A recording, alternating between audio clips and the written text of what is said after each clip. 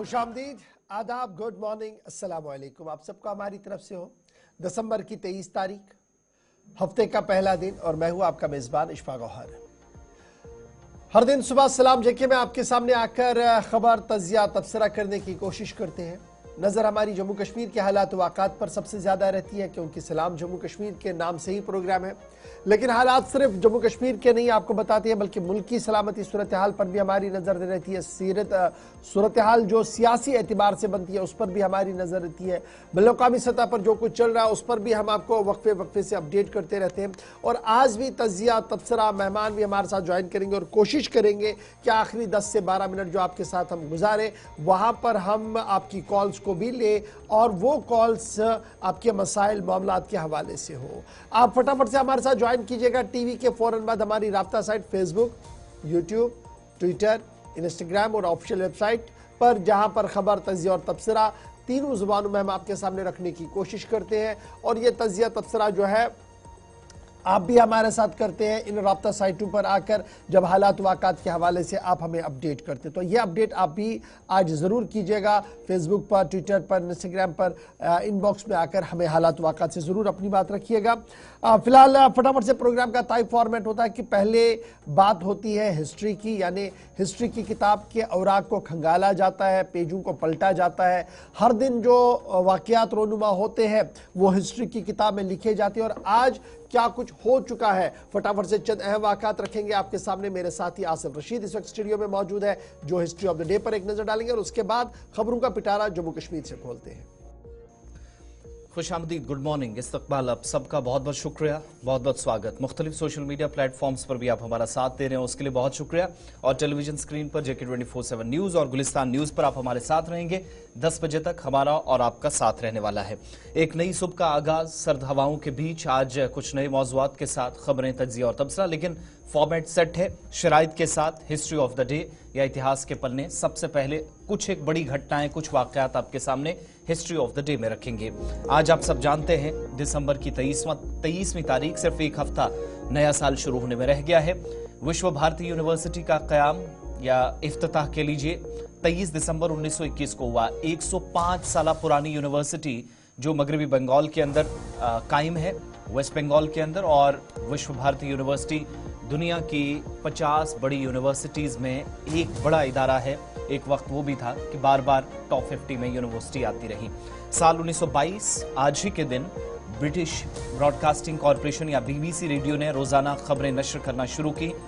103 बरस कबल BBC की तरफ से ये पेशरफ्त हुई।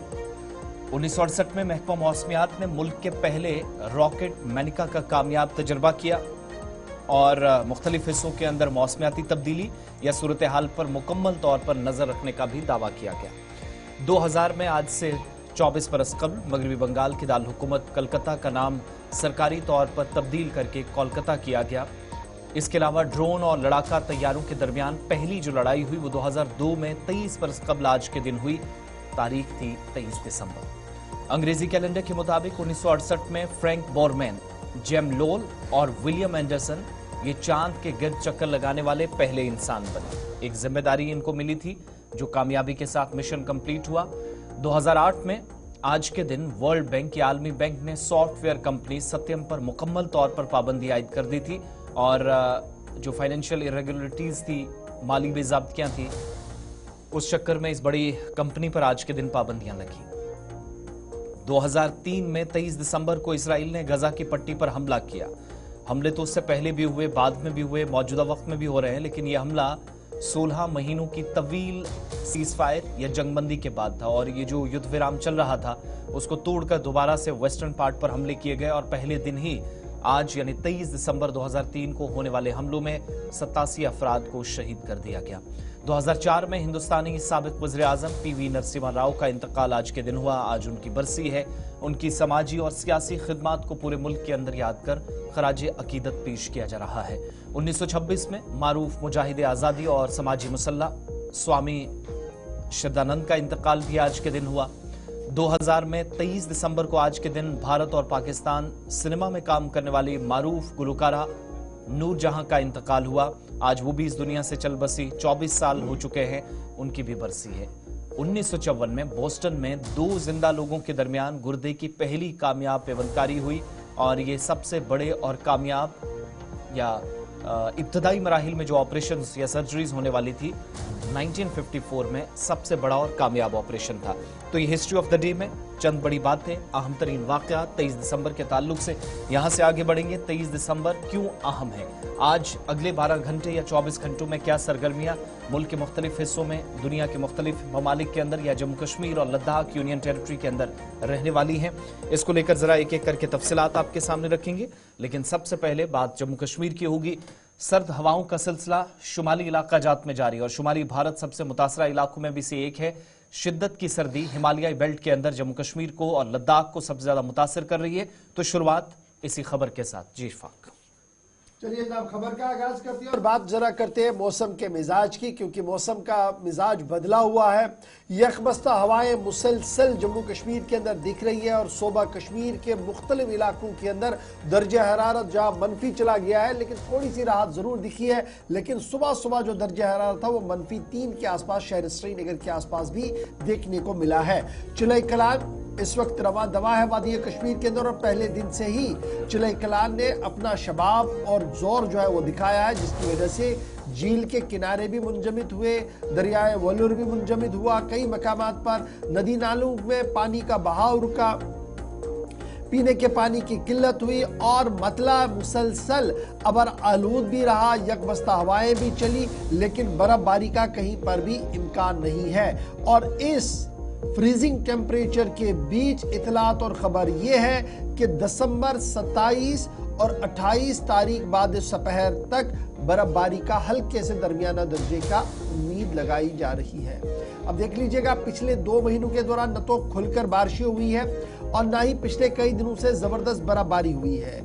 ठंड बहुत ज्यादा है। न सिर्फ जम्मू कश्मीर के अंदर ठंड का एहसास आपको दिखेगा, बल्कि जब आप जम्मू कश्मीर की सरहदों से थोड़ा सा बाहर चलेंगे, पंजाब की ओर चलेंगे, हरियाणा की ओर चलेंगे, चंडीगढ़ की ओर चलेंगे, दिल्ली तक चले जाएंगे, तो आपको ठंड का असर जो है वो देखने को मिलेगा। अगरचे आज कई मकामात पर मुल्क के कई हिस्सों के अंदर हल्की से दरमियाना दर्जे की बारिश का भी इम्कान और येलो अलर्ट भी जारी है। ताहम जम्मू कश्मीर आते आते सूरत हाल ये है कि 27 तारीख तक का इंतजार करना होगा। 27 तारीख को उम्मीद लगाई जा रही है कि हल्की से दरमियाना दर्जे की बर्फबारी का इम्कान हो सकता है। चिलई कलान की आमद हो चुकी है और ये जनाब चिलई कलान जो है ये मुसलसल 40 दिनों तक रहेगा। उसके बाद मजीद 2 इसके हिस्से रहते हैं, चिलखुर्द और चिलबच्चा जिसे हम कहते हैं। और ये तमाम दिन जो है, ये 70 के 70 दिन जो है ये सर्दी के रहते हैं। और माजी में जिस तरीके से कहा गया कि तकरीबन 2 दहाइयों का रिकॉर्ड या 3 दहाइयों का रिकॉर्ड भी टूटा है, क्योंकि मुसलसल जिस तरीके की शिद्दत की सर्दी बढ़ी है उसकी वजह से मरीजों को भी गोला को मुश्किलात से 2-4 होना पड़ रहा है। न सिर्फ मरीज मुश्किलात का 2-4 हो रहे हैं, बल्कि सूरत हाल ये है कि बिजली की पानी की जो सप्लाई है वो भी कई मकामात पर अब जो है वो मुंजमद हो गई है। अब मुख्तार अहमद साहब डिप्टी डायरेक्टर है महकमे मौसमियात के, श्रीनगर से हमारे साथ ज्वाइन कर चुके हैं। मुख्तार साहब बहुत शुक्रिया ज्वाइन करने के लिए। कड़ाके की ठंड है, इस बीच पारा माइनस चला जा रहा है। उम्मीद क्या लगाई जाए कि नए साल की आमद पर बर्फबारी हो सकती है, जिस तरीके की माजी में हुआ करती थी। अक्सर हम देखते थे 20, 22 या 25 तारीख के आसपास हल्की से दरमियाना दर्जे की बर्फबारी होती थी।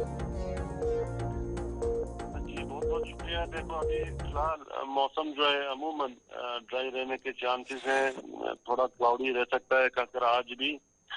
और इसी तरह 27-28 के दरमियान जो है थोड़ा सा हल्की बारिशें जम्मू डिवीजन के अंदर, जम्मू के कुछ एक मैदानी इलाके और इसी तरह चिनाब वैली और जो पीर पंजाल का रेंज है यहाँ पे हल्की फुल्की बर्फबारी के चांसेस हैं। बाकी 31 के बाद जो है मौसम थोड़ा सा करवट लेगा। 1, 2, 3 के आसपास जो है हल्की बर्फबारी जो है मुतवक्का है कुछ एक पहाड़ी इलाकों के अंदर। तो कमिंग डेज में खासकर के मौसम जो है थोड़ा सा करवट ले सकता है।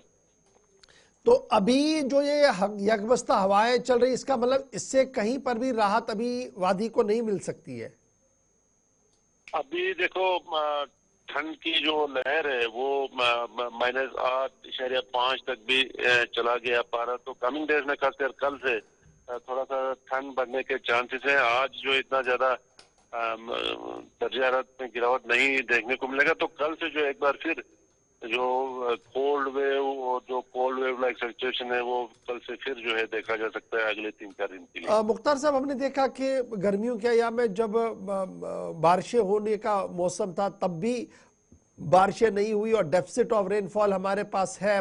फिगर्स आपकी तरफ से जारी कर दिए गए थे। वहीं दूसरी तरफ से जब हम बर्फ की उम्मीद लगाए बैठे हैं वो भी कम है, तो डेट मीन्स आने वाले दिनों में मजीद किल्लत और परेशानी होगी, क्योंकि न तो बारिशें हुई और ना ही जमकर कहीं बर्फबारी का इम्कान अभी भी लग रहा है।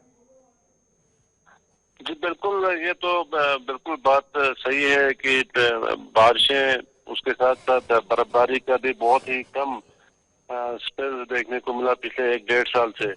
तो कमिंग डेज में काफी ज्यादा दिक्कतें हो सकती है, खासकर पानी को लेके, चाहे वो जो हमारा रूटीन जो कंजम्पशन है, डोमेस्टिक कंजम्पशन खाने पीने के लिए, और इसी तरह जो सिंचाई के लिए, उसके बगैर भी जो एग्रीकल्चर सेक्टर हो, हॉर्टिकल्चर सेक्टर हो, इसी तरह इलेक्ट्रिसिटी जनरेशन हो, तो थोड़ा कहीं ना कहीं जो है दिक्कतें हो सकती है अगर बर्फबारी जो है टाइम पे नहीं हुआ, खासकर चिलाकिलान या उसके आसपास के पीरियड में। अभी एक्सपेक्ट क्या किया जा रहा है, कितना और माइनस हो सकता है, ज्यादा से ज्यादा जो रियासती महकमे मौसमियात की पेशन गोई होगी? अभी इतना ज्यादा और फर्दर डाउन होने के चांसेस नहीं है। -8.5 जो चला गया, ये मुझे लगता है सीजन का लोवेस्ट रहेगा। कमिंग डेज में इतना ज्यादा डाउन होने के चांसेस नहीं है। -6.7 या 7 तक भी टच कर सकता है। -8.5 जो है अब कहीं ना कहीं इतना ज्यादा गिरने के चांसेस नहीं है, खासकर जो शबाना दर्जा हरारत है। बहुत बहुत शुक्रिया डॉक्टर मुख्तार साहब ज्वाइन करने के लिए, अपडेट करने के लिए कि सर्दी की शिद्दत में इजाफा होगा। फिलहाल बर्फबारी का कोई इम्कान 27 तारीख तक नहीं है। 27 की बाद दोपहर से 28 की बाद दोपहर तक यह सिलसिला चलेगा। उसके बाद आगे मजीद 1-2 दिन बर्फबारी का इम्कान है, लेकिन ठंड मुसलसल रहेगी। और ये ठंड की जो वजह है वो क्या कुछ है, वो मौसमियाती तब्दीलियां जो हम देख रहे हैं वो आपके सामने। फिलहाल सयाह जो आए हैं वो लुत्फानंदोज भी हो रहे हैं, अवाम परेशान है, बिजली की किल्लत है, 10 तरह की परेशानियां हैं। और इस भी सुबह सुबह पीने के पानी की शदीद किल्लत दरू और बाकी इलाकों के अंदर हो रही है। कौमी शहराओं की बात करें तो फिलहाल इतलात खबर ये है कि लद्दाख शाहराह पर सुबह सुबह गाड़ियों की रफ्तार रोक दी जाती है लगभग 11 बजे तक।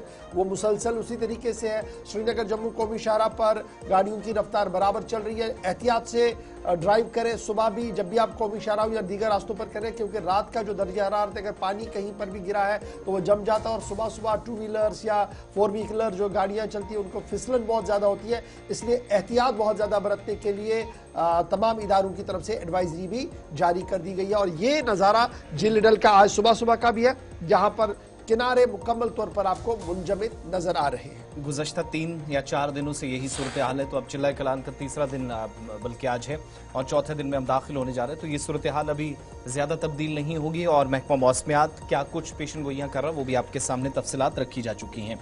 आगे बढ़ते हैं, बात अब ज़रा हुकूमती इदारों, हुकूमत की या रोज़गार के ताल्लुक से करते हैं। आज का दिन बड़ा इंपॉर्टेंट भी है और वज़ीर आज़म की जानिब से आज एक और जो रोज़गार मेले के नाम से प्रोग्राम दारुल हुकूमत दिल्ली से मुनक्किद होता है, उसकी एक और सीरीज़ आज मुनक्किद हो गया। और आज दोपहर जब ये प्रोग्राम होगा तो मरकजी वज़रा को भी, न सिर्फ वज़ीर आज़म बल्कि 3 वज़रा को भी जिम्मेदारियां दी जाएंगी। जब नौजवानों को रोज़गार फराहम करने का जो वादा सरकार ने किया था उसके मुताबिक जो अपॉइंटमेंट लेटर्स देने का एक सिलसिला है वो आज बाज़ाब्ता तौर पर जम्मू कश्मीर और मरकज़ के ज़ेर इंतज़ाम लद्दाख के अंदर भी आपको देखने को मिलेगा। आज होने वाले प्रोग्राम में जहां पर आप सबको बताते चलें 71,000 के करीब जो अपॉइंटमेंट लेटर्स हैं वो नौजवानों को तकसीम किए जाएंगे, फराहम करने हैं। वज़ीर आज़म के हाथों भी ये प्रोग्राम जो आगे बढ़ेगा आप देखेंगे, नौजवानों को ये लेटर्स दिए जाएंगे। और जम्मू श्रीनगर के अंदर भी मरकजी तकारीब का एहतमाम होगा और यूटी लेह के अंदर भी, लद्दाख के लेह ज़िले के अंदर भी एक तकरीब मुनक्किद होनी है जहाँ पर 45 मुख्तलिफ मकामात जहां पर आज दिन में प्रोग्राम मुनक्किद होंगे। और सबसे बड़ा प्रोग्राम दिल्ली में, जहां वज़ीर आज़म बराह रास्त वीडियो कॉन्फ्रेंसिंग के जरिए तमाम नौजवानों से खिताब भी करेंगे। और 71,000 ये जो आज नौकरियों के तकर्रीनामे हैं या अपॉइंटमेंट लेटर्स हैं, नियुक्ति पत्र हैं, वो आज 45 मकामात पर पूरे मुल्क के अंदर फराहम किए जाएंगे, तकसीम किए जाएंगे और इनमें जम्मू कश्मीर और लद्दाख भी शामिल है। इस बीच इतलात के मुताबिक जो आज ये लेटर ऑफ अपॉइंटमेंट्स दिए जाने हैं। इसमें महकमा आला तालीम के अंदर भी नौजवानों को मौका मिलेगा, अब रोजगार या जिन लोगों ने अप्लाई किया था उनको काम करने का। हायर एजुकेशन डिपार्टमेंट के अलावा महकमा सेहत के अंदर भी, और इसके अलावा फाइनेंशियल सर्विसेज या फिर फायर एंड इमरजेंसी सर्विसेज, मुख्तलिफ डिपार्टमेंट्स के अंदर आज से सरकारी नौकरियां 71,000 प्लस नौजवानों को जो मिली है उनको लेटर्स डिस्ट्रीब्यूट किए जाएंगे। वर्चुअली जब वज़ीर आज़म दिल्ली से होंगे तो इतलात ये हैं कि ट्राइबल अफेयर्स मिनिस्टर जोल ओरम जो कि लद्दाख के अंदर मौजूद रहेंगे, वहां पर उन्होंने प्रोग्राम में शिरकत करनी है। इसी तरीके से महकमा समाजी बहबूद या इस वजारत को देखने वाले डॉक्टर वीरेंद्र कुमार जो श्रीनगर में जब फंक्शन होगा तो वहां पर मौजूद रहेंगे। Minister of state for consumer affairs, food and public distribution and social justice व एम्पावरमेंट BL वर्मा साहब जो जम्मू के अंदर मौजूद रहेंगे। और इतलात है कि पलूड़ा जम्मू के अंदर जहां श्रीनगर के अलावा दूसरी बड़ी तकरीब होनी है, बॉर्डर सिक्योरिटी फोर्सेस का जो कैंप है, उस कैंप में मुनक़िद होने वाली तकरीब में BL वर्मा साहब मौजूद रहेंगे। और लेफ्टिनेंट गवर्नर लद्दाख भी तकरीब का हिस्सा बनेंगे, जो लद्दाख लेह के अंदर होने वाली तकरीब में मौजूद रहेंगे ITBP कॉम्प्लेक्स में। तो आज पूरे मुल्क के अंदर एक और सीरीज, एक और ये सिलसिला जो अब अपॉइंटमेंट लेटर्स का लेटर अपॉइंटमेंट की तकसीम कारी का सिलसिला देख रहे हैं। 71,000 प्लस नौजवानों को मुलाजमतें फराहम करने के बाद तकर्री नामे आज तकसीम होंगे।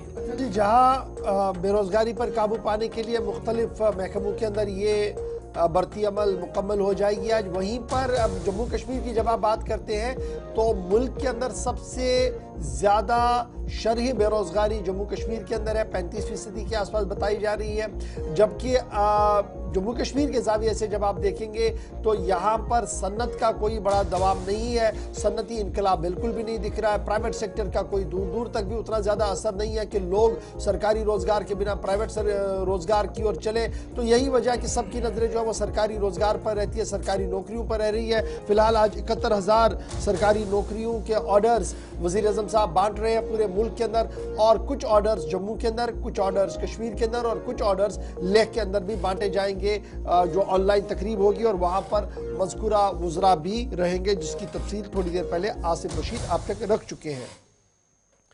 अब बढ़ते हैं जी आगे। बात जब रोजगार की हो रही है तो रोजगार को लेकर एक और बड़ा मामला है, और ये मामला है रिजर्वेशन का। और इस रिजर्वेशन ने एक नया रुख तब ले लिया जब मेंबर पार्लियामेंट श्रीनगर आगा सईद रूहुल्लाह मेहदी ने ऐलान किया कि वो आज रिजर्वेशन पॉलिसी के खिलाफ सरापा एहतजाज होंगे। और ये एहतजाज वजीर आला उमर अब्दुल्ला की रिहाइश के बाहर धरने की सूरत में होगा। आपको याद होगा कि सोशल मीडिया साइट पर एक मुबाहिसे के दौरान उन्होंने इस बात का ऐलान किया था कि अगर रियासती हुकूमत रिजर्वेशन के मामले पर कोई कदम नहीं उठाती है और इसे मंतकी अंजाम तक नहीं पहुंचाती है तो वो पार्लियामेंट का सेशन खत्म होने के बाद एहतजाज करेंगे और उन तमाम नौजवानों के साथ बैठेंगे धरने पर जो इस वक्त इस रिजर्वेशन पॉलिसी के खिलाफ अपनी आवाज बुलंद किए हुए हैं। और रात देर गए उन्होंने कहा कि वो इस मामले पर काफी संजीदा है और आज बाद दोपहर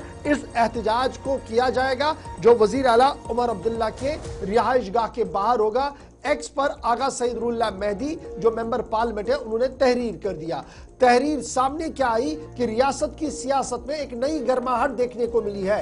हिज़्ब इख्तिलाफ के कई लीडरों ने आगा सईद रूहुल्लाह मेहदी का कुछ अल्फाज में खैर मकदम किया और कहीं पर तनकीद का भी निशाना बनाया, लेकिन उमर अब्दुल्ला मैदान में आए जिन्होंने ये कहा कि सरकार इस मसले पर संजीदा है, तमाम एस्पेक्ट्स को देखा जा रहा है, ऑलरेडी नेशनल कॉन्फ्रेंस के एजेंडे में शामिल है, काबीना सब कमेटी बना दी गई है और अवामी उमंगों के मुताबिक फैसले लिए जाएंगे। ये उमर की तरफ से राब्ता साइट एक्स पर तहरीर कर दिया गया, ताम साफ कर दिया गया कि अगर अवामी जमहूरी हुकूमत के अंदर कोई एहतजाज करना चाहता है तो वो उस एहतजाज को भी नहीं रोकेंगे, जिससे ये साफ हुआ है कि आगा सईद रूहुल्लाह मेहदी अकेले आज नहीं होंगे, मुख्तलिफ तलबा तंजीमों के लीडर्स, और खबर यह भी है कि मुख्तलिफ मेंबरान असेंबली जिनका ताल्लुक मुख्तलिफ सियासी जमातों से है वो भी शायद आज आगा सईद रूहुल्लाह मेहदी को इस टोकन स्ट्राइक में हिस्सा लेंगे।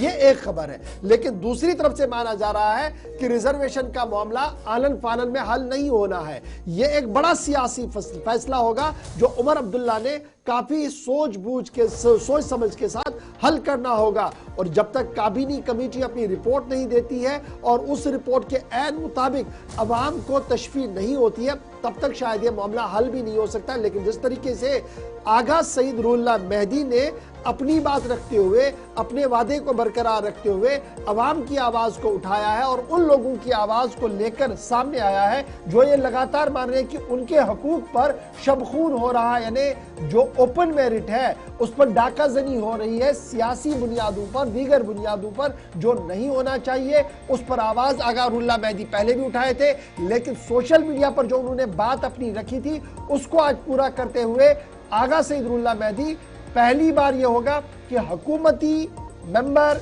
हुकूमत के खिलाफ धरने में बैठेंगे। अच्छा, सबसे बड़ी बात यह है कि 2 बजे के आसपास जब एहतजाज होगा, इसकी भनक पहले से थी और उमर अब्दुल्ला साहब जानते हैं कि उनके करीबी साथी इस बारे में क्या सोचते हैं और पार्टी के, ये भी एक बड़ा मसला है उमर अब्दुल्ला के लिए। और दूसरी बात ये भी है कि आप नेशनल कॉन्फ्रेंस के एमएलएज को देखेंगे, 2 मुख्तलिफ आरा नजर आती हैं। एक वो लोग जो खुलकर कहते हैं कि ओपन मेरिट के साथ नाइंसाफी ना हो, नजरसानी होनी चाहिए जो मंशूर में वादा किया गया है, जबकि आप दूसरी तरफ देखेंगे एक बड़ा ग्रुप एमएलएज का ये है, वो ये सोचता है, जिनको असेंबली के अंदर बोलते हुए हमने देखा कि अगर रिजर्वेशन के मामले पर जरा सी भी इधर उधर कुछ बात की गई तो वो बिल्कुल इस मामले को माफ नहीं करेंगे। यानी जो खदशात हैं कि पहाड़ीज, एसटीज, ईडब्ल्यूएस या एएलसीज वगैरह या ओबीसीज वगैरह के रिजर्वेशन को शायद 1 या 2 या 3% कम करने पर क्या गौर हो सकता है, तो अगर ऐसा होता है तब भी उस एतबार से हुकूमत के लिए मुश्किल है। इसलिए ये मामला चूंकि न सिर्फ सियासी मामला है बल्कि अदालत तक भी जब बात पहुंची है तो 3 दिन का वक्त है। 26 तारीख शाम तक हुकूमत का जवाब, सरकार ने अब तक क्या किया है, सब कमेटी ने क्या इकदाम किए हैं, Jammu Kashmir Ladakh common high court में बात जाएगी।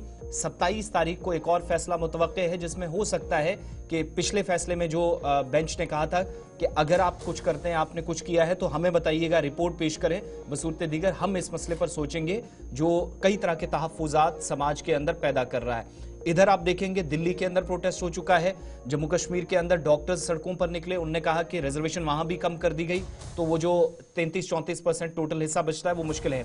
यानी ओवरऑल आप सियासी एतबार से देखेंगे तो बड़ा मुश्किल है। नेशनल कॉन्फ्रेंस ने वादा जरूर किया है लेकिन हर एतबार से नजर आ रहा है कि फैसला इतना आसान नहीं है जितना लोग सोच रहे हैं, और यही वजह है कि नेशनल कॉन्फ्रेंस के अंदर ही 2 तरह की आरा इस पर पैदा हो रही है। बहरहाल दिन में जो अपडेट्स इस ताल्लुक से आएंगी दोनों तरफ से बात रखी जाएगी। और आज श्रीनगर म्युनिसिपल कॉर्पोरेशन के फॉर्मर मेयर जिनने सपोर्ट का भी आज रात को ही ऐलान कर दिया एक्स पर एक ट्वीट करके, जुनैद अजीम मट्टू की तरफ से भी, कि वो भी इस एहतजाज में शामिल होंगे। ये भी खबर आ रही है कि हिज़्ब इख्तिलाफ के लीडर्स, जिनमें कुछ पीपल्स डेमोक्रेटिक पार्टी के भी है, अवामी इत्तेहाद पार्टी के भी, वो भी शायद आज आगा सईद रुहुल्लाह मेहदी के हमरा हो जाए, क्योंकि उन्होंने सपोर्ट पहले से उन्हें इशारा किया। ये बड़ा इंपॉर्टेंट है। ये जो नई हदबंदी हो रही है, इस पर यह देखना होगा कि नेशनल कॉन्फ्रेंस के अंदर वाले एमएलएज किस तरीके से इसको रेस्पॉन्ड करेंगे। पार्टी के सबसे बड़े लीडर की तरफ से या रियासत के वजीर आला ने कहा कि जमहूरी हक है जी, एहतजाज करना आप एहतजाज करें, लेकिन हमने मुंह नहीं मोड़ा है, हम इस पर काम कर रहे हैं, यानी हम कहीं ना कहीं इस मसले को हल करने के लिए तैयार हैं। बहरहाल आज क्या कुछ होगा आपको जरूर अपडेट करेंगे, लेकिन जरा आपको यह भी बताते चले कि बिजली का बहरान है और बिजली के बहरान के बीच सूरत हाल क्या कुछ है, सरकारी आदाद-ओ-शुमार क्या कुछ बता रहे हैं, वो हम आपके सामने रखने की कोशिश करेंगे ताकि आपको पता लगे कि बिजली की सूरत हाल किस तरीके की अबतर हुई है। फिर आगे बढ़ेंगे तो एक राहत भरी खबर है जो रियासती वजीर बराए समाजी बहबूद की तरफ से दी गई है। अब इसकी इंप्लीमेंटेशन कब होगी उस पर सबकी नजर होगी। ये 2 खबरें क्या कुछ बताएंगे आपको छोटे से ब्रेक के बाद। आप बने रहिएगा हमारे साथ क्योंकि दोनों बड़ी अहम खबरें हैं। तफसीलात के साथ छोटे से ब्रेक के बाद।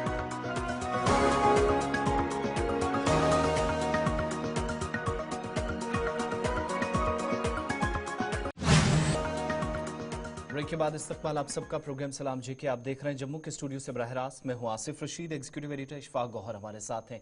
इस सेकंड सेशन में हम जैसे जैसे आगे बढ़ेंगे खास मेहमान भी हमारे साथ होंगे, आपकी बात भी सुननी है, कॉलिंग की तरफ भी चलना है, लेकिन कुछ बड़ी बातें माजूर अफराद के ताल्लुक से, बिजली के हवाले से और दीगर मौज़ूआत भी हैं। बात बिजली के मनसूबों की या बिजली की पैदावार के ताल्लुक से मुसलसल हम करते रहे हैं, लेकिन इस सरमा में भी माजी की तरह एक और मुश्किल रही है और वो बिजली का बहरान है जो मजीद गहराता चला जा रहा है। और जब आप आदाद-ओ-शुमार की तरफ जाएंगे कि इसके बुनियादी असबाब क्या हैं, खित्ते के अंदर जो बिजली की पैदावार में कमी आ रही है उसके पीछे की वजह चला कि आज के वक्त में भी जम्मू कश्मीर के मुख्तलिफ हिस्सों में 65% के कम। जो टोटल बिजली हमारे पास पैदा हुआ करती थी, जो पावर जनरेशन थी, वो कैपेसिटी ज्यादा होने के बावजूद भी 65% के आसपास सरमा में बिजली की पैदावार कम हुई है। एक बात ये, दूसरे जब आप इसके पीछे की वजह को मालूम करते हैं तो पता ये भी चलता है कि जो खुश्क मौसम है इसने भी खित्ते के अंदर पूरे निज़ाम को मुतासिर किया है। और दूसरा, सतह आब में मुसलसल इजाफा, मुख्तलिफ हिस्सों के अंदर दरियाओं में पानी की सतह में कमी,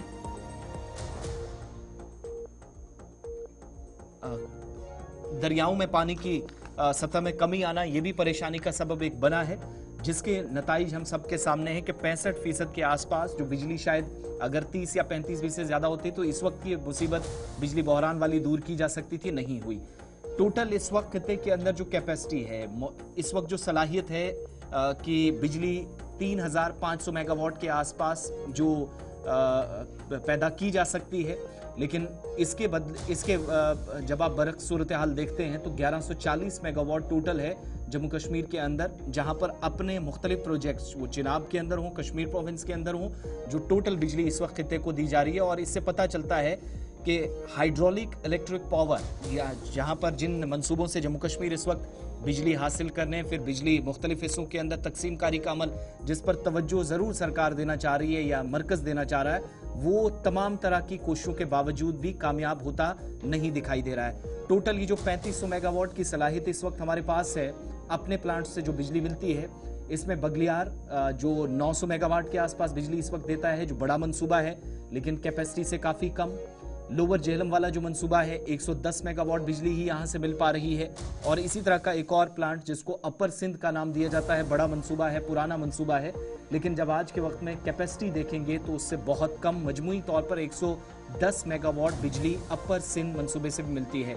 पता ये चलता है कि सरकारी आदादोशुमार इस बात की तरफ इशारा कर रहे हैं कि अगर अपनी सलाहियत से ज़्यादा भी ये तमाम मंसूबे, ये जो बड़े प्रोजेक्ट्स हैं जिनमें बगलियार है, लोअर जेहलम है, अपर सिंध है, दीगर मंसूबे हैं, इनसे अगर ज़रूरत से ज़्यादा भी बिजली पैदा की जा सके तो तब भी शायद इस वक्त जो तलब और ये जो बीच वाला गैप आ रहा है, जो टोटल डिमांड है और सप्लाई जितनी हो रही है, उसके बीच वाले फ़र्क को शायद इशफाक दूर कर पाना बहुत मुश्किल है। ये तो आदादुशुमार थे जो बता रहे थे कि किस तरीके से हमारा डेफिसिट है और ये जो बिजली की आंख में चोली है क्यों हो रही है, और विंटर्स के दौरान जो हमारे पावर प्रोजेक्ट्स हैं वो किस तरीके से इस वक्त काम कर रहे हैं, और उम्मीदें लगाई जाए कि शायद इसमें कोई सी राहत देखने को मिल सके। बढ़ते हैं जी आगे। बिजली के बाद ज़रा एक और अहम मामले की बात करते हैं और बात करते हैं खातून वजीर सकीना इत्तू की। सकीना इत्तू साहिबा की तरफ से बड़ा ऐलान कर दिया गया है और ऐलान सामने आने के साथ ही जिंदगी के मुख्तलिफ शोबों के साथ वाबस्ता लोगों ने इस फैसले का खैर मकदम किया है। ताम खैर मकदम के साथ साथ ये भी उम्मीद लगाई है कि उमर अब्दुल्ला हुकूमत इसे ज्यादा तातुल का शिकार न बनाते हुए इस पर फौरी तौर पर इक़दामात उठाए, क्योंकि मामला जिस्मानी तौर खास अफराद के लिए है, जहां पर रियासती हुकूमत की तरफ से अब यह फैसला ले लिया गया है कि माहाना पेंशन में इजाफा कर दिया जाएगा और इस ज़िमन में तमाम तैयारियां मुकम्मल कर ली गई है। माहाना पेंशन जो अब तक जिस्मानी तौर पर खास अफराद के लिए सिर्फ 1000 रुपया मिल रहा था, उसे बढ़ाकर 3000 रुपया कर दिया जाएगा। रियासती वजीर खजाना सकीना इत्तू मसूद का बड़ा बयान सामने आया है और इतना ही नहीं बल्कि उनकी तरफ से यह साफ कर दिया गया है कि रियासत के वजीर आला उमर अब्दुल्ला की हुकूमत मुसलसल इस कोशिश में है कि समाज के अंदर इन गरीब, मोहताज, बेवाओं और जिस्मानी तौर कमजोर अफराद की माली मुआवनत उस तरीके से की जाए ताकि उनकी रोजमर्रा की जिंदगी बेहतर हो सके। यहीं पर सकीना इत्तू नहीं रुकी बल्कि उन्होंने ये भी कहा कि सूरत हाल ये भी है कि मकामी तौर पर जो गैर सरकारी एजेंसियां हैं, NGOs हैं, इदारे हैं, उन्हें भी समाज के इन तबकात के लेकर खिदमत के लेकर आगे आना होगा और खुसूसी रियायत पर आलात और सामान को फराहम करना होगा ताकि जिस्मानी तौर खास इन अफराद के लिए राहत का सामान मिल सके। ताहम बड़ी बात यह कि 1000 से अब 3000 रुपया माहाना पेंशन किया जाएगा और इस ज़िमन में तमाम दफ्तरी का तैयारियां मुकम्मल कर ली गई है।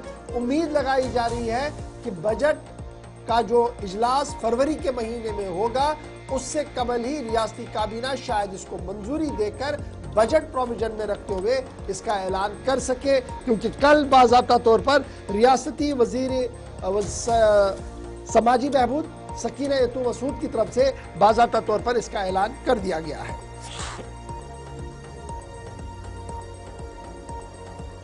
मैं समझती हूँ कि ये एक जेन्युइन डिमांड है, कोई गलत मांग नहीं है, क्योंकि 1000 में आजकल कुछ नहीं आता है, कुछ नहीं हो पाता है, लेकिन इसको जो है बढ़ाने की कमिटमेंट हमारे सरकार की है, हमारे चीफ मिनिस्टर साहब की हैं। ऑलरेडी फाइल प्रोसेस हुआ है और इंशाल्लाह मुझे यकीन है कि थोड़ा सा टाइम लगेगा, लेकिन इसको बढ़ाने में जो है 1000 से 3000 करने में हम ऑलरेडी सरकार लगी हुई है।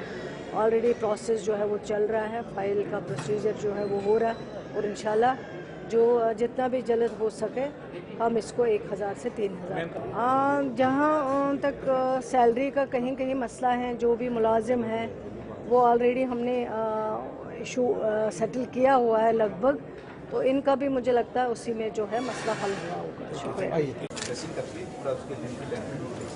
हल होंगे, रुकी पड़ी तनख्वाहें भी मिलेंगी, लेकिन क्या खजाने के अंदर इतना पैसा है, ये एक बड़ा सवाल है, क्योंकि रियासती खजाने की हालात क्या है ये सबके सामने है। मुलाजमीन का जीपी फंड वक्त पर नहीं मिल रहा है, सैलरियां डिले हो रही हैं और तरक्याती मंसूबों की सूरत हाल क्या कुछ है ये किसी से छुपी नहीं है। लेकिन इसके बावजूद भी रियासती हुकूमत इस कदम को उठा रही है और आगे बढ़ा रही है कि 1000 से 3000 रुपया माहाना पेंशन उन लोगों की जाए जो जिस्मानी तौर पर खास या कमजोर है। अब चलते हैं जी आगे, जरा बात एक और अहम आपके साथ शेयर करते हैं, क्योंकि आज उस पर भी सबकी नजर रहेगी और उस पर भी रिएक्शन जो है वो सामने आएंगे, क्योंकि इनकम टैक्स डिपार्टमेंट ने मेंबर असेंबली वहीदुर रहमान पर्रा को हाजिर होने का नोटिस जारी किया था। अगर जो नोटिस देर से उन्हें मिला है, ताहम इत्तलात और खबर यह है कि इलेक्शन फंड्स के दौरान जो इलेक्शन अकाउंट्स हैं उसमें सही तरीके से अदाद-ओ-शुमार जमा नहीं किए गए, जिसके बाद उन्हें बाज़ाब्ता तौर पर नोटिस जारी किया गया है। और इनकम टैक्स डिपार्टमेंट ने नोटिस जारी किया है पीपल्स डेमोक्रेटिक पार्टी के एमएलए वहीदुर रहमान पर्रा को, और उनसे ये साफ कर दिया गया है कि जो बुक ऑफ अकाउंट है उसे पूरा किया जाए और उसे दिखाया जाए कि किस तरीके से उन्होंने अपने अखराजात जो है वो इलेक्शन के दौरान किया है। पर्रा को नोटिस जो जारी किया गया है वो सेक्शन 131A के तहत इनकम टैक्स डिपार्टमेंट के तहत किया गया है और पर्रा ने अपने इलेक्शन एफिडेविट में ये लिखा है कि तकरीबन 14 लाख रुपया उन्होंने इलेक्शन के अंदर सर्व किया है इलेक्शन कैंपेनिंग के दौरान, जिस दौरान कुछ लोगों ने उन्हें पैसा दिया, डोनेशंस दिए, कुछ का लोन आया है और वो सारी रकूमात उन्होंने अपनी इलेक्शन में एफिडेविट में दाखिल की है। ताहम इनकम टैक्स डिपार्टमेंट ने कुछ सवालात उठाए थे। दिसंबर 20 तारीख को गालिबन उनको जाना था, नोटिस उसके बाद मिला है, लेकिन आज इत्तला है कि वहीदुर रहमान पर्रा अगरचे खुद नहीं जाएंगे लेकिन उनके वकील आज इनकम टैक्स डिपार्टमेंट ने उनके केस को प्लीड करेंगे। याद रखिएगा, इससे कबल वहीदुर रहमान पर्रा जो थे वो जेल में थे, तकरीबन 2-2.5 साल उन्होंने जेल में भी गुजारे हैं। नेशनल इन्वेस्टिगेशन एजेंसी ने 25 नवंबर सन 2020 को उन्हें गिरफ्तार किया था और फिर डीडीसी काउंसिल के भी वो रुकन रहे और फाइनली उन्होंने पार्लियामेंट का इलेक्शन लड़ा, नहीं जीता, लेकिन असेंबली इलेक्शन आते आते उन्होंने जीत दर्ज की और अब एक बार फिर उनके खिलाफ जो है वो इनकम टैक्स का नोटिस चला गया है और मामला जम्मू कश्मीर असेंबली इलेक्शन के दौरान अखराजात का बताया जा रहा है। चलिए, वहीदुर रहमान पर्रा को एक और नोटिस गया है जिसमें जवाब क्या आएगा ये देखने वाली बात होगी, क्योंकि ऑलरेडी कुछ डिटेल्स उनने सामने रखी थी, तो जिसके बाद ये नोटिस उनको गया है। अब जरा आगे बढ़ते हैं, उस मंसूबे की बात करते हैं जो 2 खित्तों को जोड़ने का मंसूबा है। हर गुजरते दिन के साथ इस मंसूबे में अहम पेशरफ्त हो रही है और कुछ पॉजिटिव रिस्पॉन्स भी आ रहा है, खबरें अच्छी आ रही हैं और कश्मीर के साथ मुल्क के बाकी हिस्सों को ट्रेन के जरिए जोड़ने का वो जो मंसूबा था वो बिल्कुल मुकम्मल है। कुछ दिन का इंतजार है, 3 से 4 तारीख को एक और इंस्पेक्शन होगी, 6 तारीख से पहले और इंस्पेक्शन के बाद आप देखेंगे कि ट्रेन श्रीनगर, बारामूला, बडगाम या दीगर मुख्तलिफ हिस्सों में जम्मू से बराह रास्त जाएगी। लेकिन इन सब के बीच में एक और फैसला हुआ कि अगले महीने से 2 नई ट्रेनें शुरू की जाएंगी और वंदे भारत जो नीम सुपरफास्ट ट्रेन है और स्लीपर ट्रेन है ये भी सीधा श्रीनगर जाएंगी, बल्कि बाकी हिस्सों से भी जम्मू से कश्मीर जाएगी। स्लीपर ट्रेन 359 मीटर जो ऊंचा चिनाब पुल है उससे भी गुजरेगी और सबसे इंपॉर्टेंट चीज ये है कि इस मंसूबे को जहां पर तवक्को ये की जा रही है कि 25 और 26 जनवरी के आसपास दिल्ली से जो ट्रेन रवाना होनी है, जिसका लास्ट स्टेशन बारामूला होगा, उन मुख्तलिफ एरियाज के अंदर जहां से इस ट्रेन को गुजरना है वहां पर हॉल्ट स्टेशन कायम किया जाए। ये मुतालबात मुसलसल किए गए। अब वहीदुर रहमान पर्रा के बाद श्रीनगर के कुछ हिस्सों को भी जोड़ने की मजीद और स्टेशन कायम करके बात हो रही थी, और इसी तरीके से बनिहाल, रियासी, कटरा, उधमपुर, ये वो सारे एरियाज हैं जिसमें एक बड़ा पोर्शन जो छोड़ दिया गया था। लेकिन अब ट्रेन के जरिए जब ये इंस्पेक्शन फाइनल हो जाएगी, लेकिन 2 इंपॉर्टेंट ट्रेनें इंडियन रेलवेज की तरफ से इसकी कंफर्मेशन की गई है कि 2 नई ट्रेन अगले महीने से लॉन्च की जाएंगी। सैयद इरफान फाजिल के पास चलेंगे, श्रीनगर से हमारे साथ हैं। इरफान, इस मंसूबे में हर गुजरते दिन के साथ बड़ी डेवलपमेंट्स हो रही हैं। ताज़ा तरीन पेशरफ्त में जिसमें तफसीलात ये हैं कि आइंदा महीने से 2 इंपॉर्टेंट ट्रेनें चलेंगी। क्या इनका स्केड्यूल ऑफिशियली जारी हो चुका है और क्या तफसीलात हैं ऑफिशियल जो इंडियन रेलवेज की तरफ से तस्दीक की गई है? बहुत बहुत शुक्रिया आसिफ रशीद साहब और गौर साहब। जहां तक इंडियन रेलवेज का ताल्लुक है और प्लान के साथ साथ जिस तरीके से लॉन्च को लेकर मैं बात करूंगा, तो 2 ट्रेन जो है वो अगले महीने से लॉन्च की जा रही है, जिसमें इम्पैक्ट जो है खास तौर पर मैं ये कहूंगा कि वंदे भारत के नाम से है, जो कि कनेक्ट करेगी कश्मीर के बड़े खूबसूरत लैंडस्केप्स, पिक्चर्स को, और बूस्ट करेगी खास तौर पे कनेक्टिविटी कश्मीर को लेकर। इस ट्रेन के बारे में ये इत्तला मिल रही है कि ये सेंट्रली हीटेड ट्रेन है, जिसमें स्लीपर ट्रेन रहेगी और खास तौर पर एक चेयर कार सीटिंग सिस्टम भी रहेगा, जो तकरीबन 359 मीटर्स हाई चिनाब ब्रिज से चलेगा, जो कि मैं कहूंगा कि काबिल तारीफ एक मावलल इंजीनियरिंग वर्क्स है। सेंट्रली हीटेड स्लीपर जो है ये तकरीबन ऑपरेट होगा बिटवीन न्यू दिल्ली टू श्रीनगर, जो तकरीबन 13 घंटे के साथ साथ एक जर्नी कंप्लीट करेगा। और मैं खास तौर पर यह कहूंगा जो breast taking mountains, snow covered mountains है, ये ट्रेन वहां से चलेगी।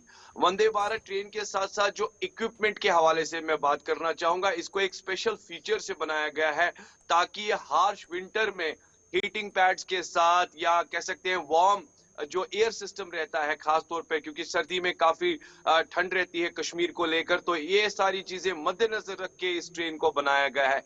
एडिशनली मैं बताना चाहूंगा, पहली बारी इंडियन रेलवेज ने लोको पायलट फ्रंट ग्लास का इस्तेमाल किया है, और ये लोको पायलट वो ग्लास होता है जो हीटिंग एलिमेंट्स, जबकि फ्रॉस्ट सब जीरो टेम्परेचर रहता है, उसमें कंट्रोल होता है। तो कह सकते हैं ये एक बड़ी टेक्नोलॉजी है। इसके साथ साथ अगर मैं ट्रैवल डिस्टेंस को लेकर बात करूंगा, जो तकरीबन कटरा बारामूला को लेकर जिसमें बस में 10 घंटे लगते थे, अब इसमें 3.5 ही घंटे लगेंगे, जो इस जर्नी को कंप्लीट करेगा। So it's a great initiative, लोग इसका इंतजार कर रहे हैं, और साथ ही साथ मैं कहूंगा कि एक बड़ी अचीवमेंट है कश्मीर के लैंडस्केप्स के साथ साथ कश्मीर के ट्रेड गुड्स को लेकर भी ये इसका एक बड़ा इम्पैक्ट रहेगा। और ट्रैवल जर्नी में जो टाइम खास तौर पे जिसको एक कंज्यूमिंग फैक्टर कह सकते हैं, उसका एक बड़ा इंपॉर्टेंट फैक्टर रहेगा इस ट्रेन को लेकर। बहुत शुक्रिया इरफान फाजिल तफसीलात फराहम करने के लिए। कुल मिलाकर आप देखेंगे तो एक तरह से अपग्रेडेड वर्जन है, और मनफी दर्जा हरारत होता है, मुश्किलात काफ़ी ज़्यादा, जहां पर आप ट्रांसपोर्ट की तमाम सहूलत सरमा के दौरान, जब आप चिल्ला कलान से थोड़ा और आगे जाएंगे, बर्फ़ पड़ेगी, बड़ी सारी मुश्किलें और आगे देखेंगे, विंटर्स में ये सहूलत मुख्तलिफ इलाकों के अंदर जारी रहे।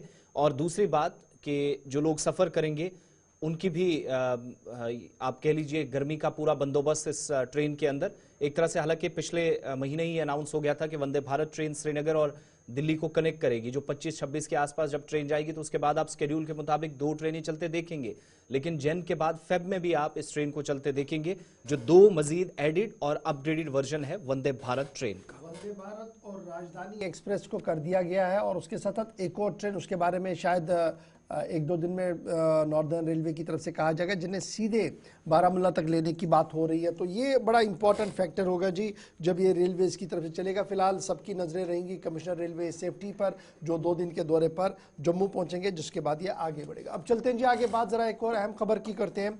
बात करते हैं उन मंसूबों की जिसकी वजह से जम्मू कश्मीर को कुदरती हुस्न में मज़ीद बेहतरी लाने में मदद मिलती है, और वो पैसा मरकज़ी हुकूमत की तरफ से फराहम किया जाता है, रियासती हुकूमतें उसका एहतमाम करती है। और ख़बर यह है कि सनानसर, मानसर और दीगर मकामात पर अब बाज़ाब्ता तौर पर फ़ंड अलॉटमेंट होगी, और ये फ़ंड अलॉटमेंट जो है वो NPCA के तहत की जाएगी। और तकरीबन काफ़ी अरसे से रियासती इंतज़ामिया इस बात पर लगी हुई थी कि मरकज़ी हुकूमत और रियासती इंतज़ामिया के बीच तालमेल बैठे और ये फंडिंग का सिलसिला जो है वो चले। फिलहाल खबर यह है कि सांसर मानसर और रामसर के जो साइट्स है इन्हें इंटरनेशनल इंपॉर्टेंस जम्मू के अंदर दी जा रही है, जम्मू कश्मीर के अंदर दी जा रही है। और centrally sponsored scheme integrated management plan IMP जो है उसके तहत 13 करोड़ रुपया जो सबमिट किया गया था प्रपोजल, उन्हें क्लियरेंस मिली है ministry for environment and forest MOEF से। और अब ये उम्मीद लगाई जा रही है कि अब इन मकामात को भी जाज़िब नज़र खूबसूरत बनाया जाएगा ताकि ज़्यादा से ज़्यादा लोग जो है वो इन सयाहतों की ओर आ सके। याद रखिएगा इससे पहले रियासती हुकूमत की दरख्वास्त पर वुलर को डिक्लेयर किया गया था रामसर साइट्स में 23 मार्च 1990 के आसपास। फिर होकरसर वेटलैंड और सुनानसर को इसमें लाया गया है और अब शालबुग और हाईगाम को भी डिक्लेयर किया गया था 2022 में। और अब खबर ये कि इन जम्मू के असास इलाकों को भी इसमें लाया गया और NPCL के तहत अब रुकूमात इन्हें फराहम की जाएंगी। शिल्पा शर्मा हमारे साथ इस वक्त ज्वाइन किए। शिल्पा, इन साइट्स को जब हम देखते हैं तो पता चलता है कि आज के वक्त में टूरिस्ट की शायद सबसे पसंदीदा मकामात में से, बेहतरीन डेस्टिनेशंस में से एक तो है, लेकिन टूरिस्ट बहुत कम जाते हैं, फैसिलिटीज़ बहुत कम नज़र आती हैं। वक्त गुजरने के साथ साथ चीज़ें बेहतर करने की कोशिश की हैं। अब अगर NPC से फंड्स इनको मिलते हैं जिसके मुताबिक काम होता है तो क्या इम्कान है, क्या उम्मीद की जा सकती है बेहतरी की इन दो जगहों पर जहां कम से कम टूरिस्ट का नॉन लोकल्स ना हो, लोकल्स का ही फ्लो तो नजर आए?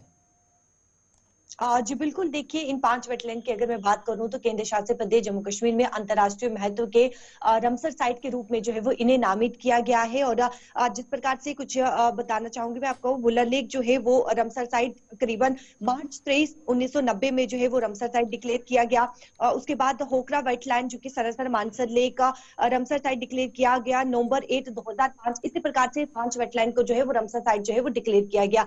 देखिए NPCA एक ऐसी स्कीम है जिसके तहत जो है वो फंड्स भेजे जाते हैं, लेकिन काफी लंबे समय से फंड्स जो है वो रुके हुए थे, फंड्स नहीं भेजे गए थे। और इस समय आप देखेंगे कि जो सरासर मानसर रमसर साइट है वहां पर कई ऐसे काम है जो कि रुके हुए थे, लेकिन अब काफी लंबे डिले के बाद ये कहा जा रहा है कि integrated plan wild life protection government Jammu Kashmir ने जो है वो यूनियन मिनिस्ट्री को भेजा है और ये उम्मीद की जा रही है कि इसे जल्द से जल्द अप्रूवल मिलेगा और नेक्स्ट फाइनेंशियल ईयर में जो है वो फंड्स मिलेंगे ताकि जो इस समय काम रुके हुए हैं वो काम जो है वो आगे यानी कि मुकम्मल किए जाए। देखिए क्योंकि NPCA जो है वो बहुत सारी एक्टिविटीज कवर करता है, यानी कि वहां की देख रेख का जो पानी अगर खराब है तो उसे किस प्रकार से साफ करना है, ऐसे कई सारे प्रकार के काम है जो कि NPCA के तहत अगर फंड मिलती है तो ही इन कामों को जो है वो पूरा किया जाएगा। तो फिलहाल देखिए जिस प्रकार से चीफ जो वाइल्ड लाइफ वार्डन है वहां के सर्वेश राय, उन्होंने ये कंफर्म किया है कि इंटीग्रेटेड प्लान तो भेजा गया है और इसे फॉलो अप भी किया जाएगा ताकि जल्द से जल्द जो है वो अप्रूवल मिल सके। देखिए इस समय अगर हम बात करेंगे कहीं ना कहीं फुटफॉल भी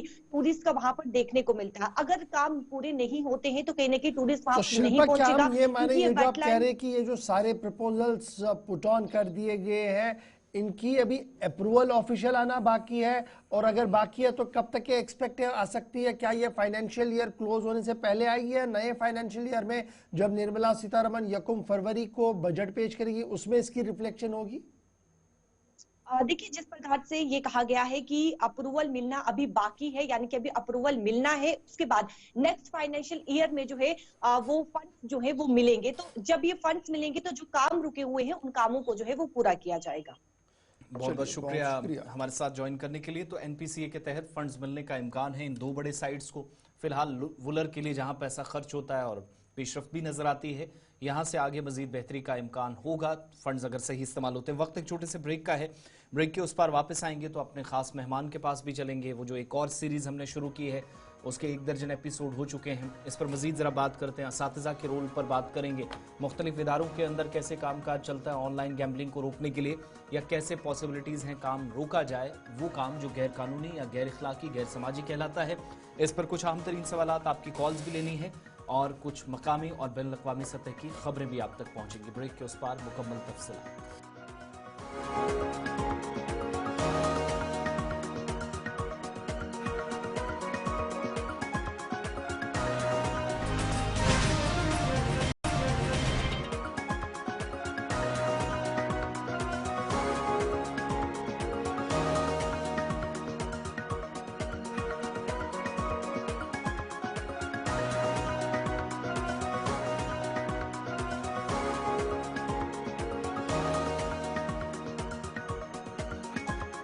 ब्रेक के बाद प्रोग्राम सलाम जेके में आपका इस्तकबाल। आखिरी पड़ाव है, कुछ देर बाद आपकी कॉल्स भी ली जाएंगी, मेहमान के पास भी चलेंगे।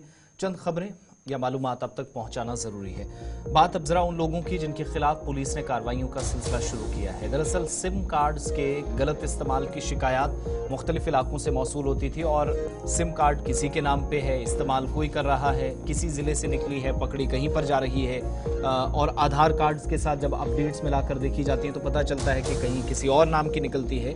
तो इस सिलसिले में वेरिफिकेशन का एक प्रोसेस चला, एक मुहिम शुरू की गई राजौरी के अंदर, सांबा पुलिस की तरफ से, रियासी पुलिस की तरफ से और दीगर कई अजला में भी इसी तरीके से इतलात के मुताबिक department of telecommunications and regulations कौन सी सिम किसके नाम की है और मुख्तलिफ इलाकों के अंदर इस मामले पर आगे बढ़ी और जांच पड़ताल शुरू की गई। तो पता चला कि अलग अलग जगहों पर जिन मोबाइल कनेक्शंस का या जिन सिम कार्ड से मशकूक कोई सरगर्मी हुई थी, किसी भी तरीके से कोई सस्पिशियस एक्टिविटी हुई थी, मोबाइल कनेक्शंस को इस सिलसिले में देखा गया।